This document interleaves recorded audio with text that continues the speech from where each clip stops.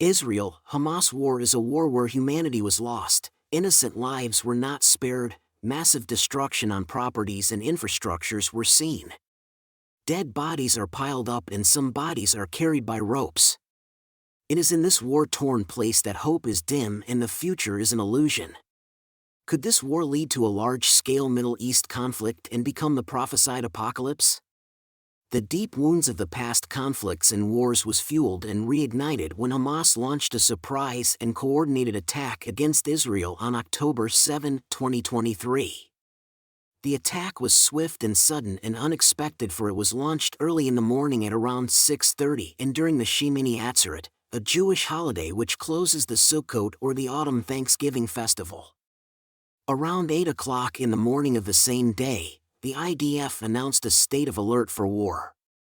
A start of the beginning of the end of humanity. Before we unfold the painful events, please do not forget to subscribe to our channel, Prime Pulse Belita, and smash the like button for more quality videos you can't certainly get from others.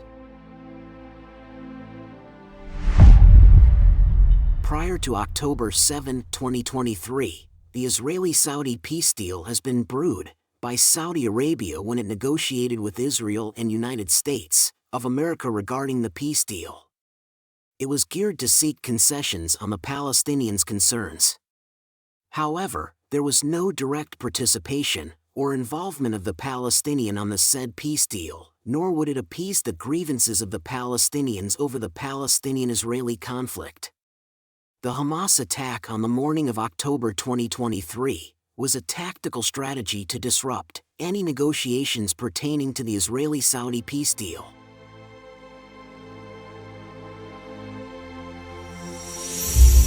Hostility between Palestine and Israel can be traced way back in 1948, when Israel established a state of Israel in the land that is both inhabited by Palestine and Israel. The founding father of Israeli statehood, David Ben-Gurion, had established the Israel state in order to secure a place for Israelites who fled from persecution. The statehood of Israel was opposed by the Palestine, for it would affect their vision of their own statehood. Hostilities ensued between Israel and Palestine. That eventually led to a mass displacement of Palestinians, and most of them became refugees at the Gaza Strip. The Gaza Strip was a swath of land and has an estimated size of Philadelphia. In 1948, it was under the Egyptian control and eventually came into the hands of Israel when Israel occupied the territory during the Six-Day War in 1967.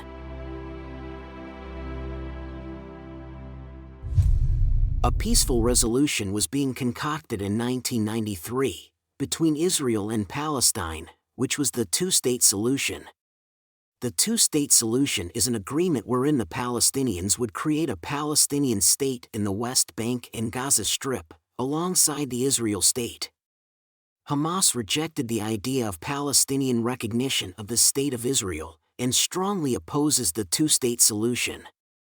It derailed the peaceful resolution by launching several suicide bombings, and eventually the assassination of Yitzhak Rabin, the Israeli Prime Minister, in 1995.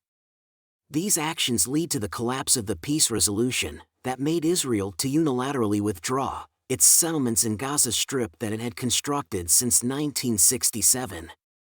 The withdrawal of the presence of Israel in the Gaza Strip and the continuous factional conflict in the Palestine Authority became the opportunity for the Hamas to seize the power in Gaza and became its de facto ruler in 2007. Sheikh Ahmed Yassin, a charismatic leader who was behind the founding of several Islamist groups in Gaza, including the Mujama al-Islamiyya in 1987. The Mujama al-Islamiyya was used by Sheikh Ahmed Yassin to organize and form the militant group, Hamas. The emergence of Hamas rose from being a mere militant group to becoming a de facto ruler in Gaza Strip. Hamas won the 2006 Palestinian legislative election primarily due to the issue of Fatah's political stagnation and corruption, and the Hamas leader, Ismail Haniyeh, was duly appointed as the prime minister. Israel eventually started arresting members of Hamas in the Palestinian parliament and made severe sanctions at Gaza. The move for national unity did not push through due to the deteriorated relationship between Hamas and Fatah.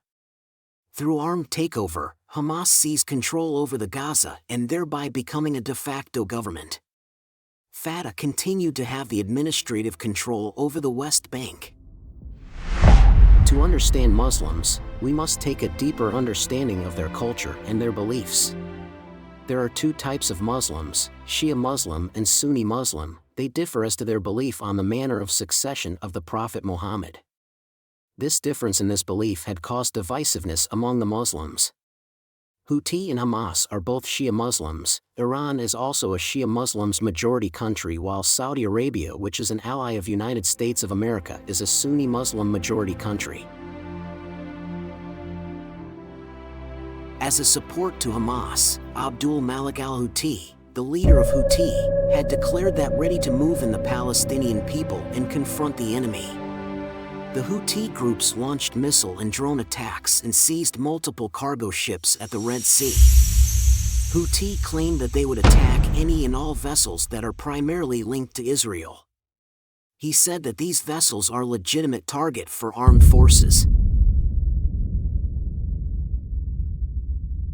Red Sea had played a vital role in the world of commerce. It is a trading route that links Asia to United States of America and Europe. Israel and all parts of the world is dependent on the Red Sea to transport and conduct their export and import activities. It is about 2,000 kilometers sea that serves to connect the Mediterranean Sea with the Indian Ocean through the Suez Canal. The passage through Suez Canal had considerably shortened the travel time and resources, for it provides a direct route. The global trade uses the Suez Canal instead of Panama Canal. Any acts of control, violence, or attacks in the Red Sea would have a global impact in the world trade. The continued attacks, violence, and seizure of cargo ships. Within the period of 4 weeks, Houthi had seized and attacked 12 times commercial and cargo ships. These hostilities conducted by the Houthi militant group had raised the conflict into a global concern.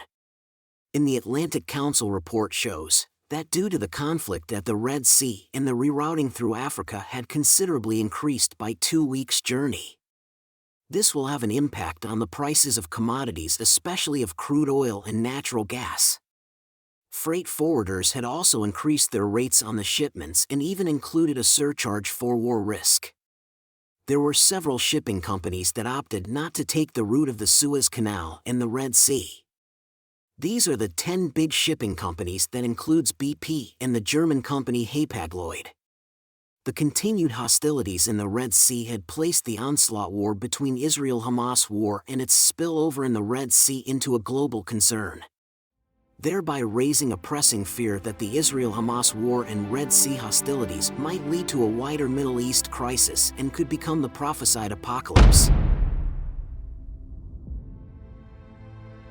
The Houthi militant group is named after Houthi tribe, which is primarily a Zaydi Shia. It is a subsect of the Shia Muslim. This militant group is being backed and supported by Iran, which is a Shia majority county. Iran had a long-standing hostility with the Saudi Arabia,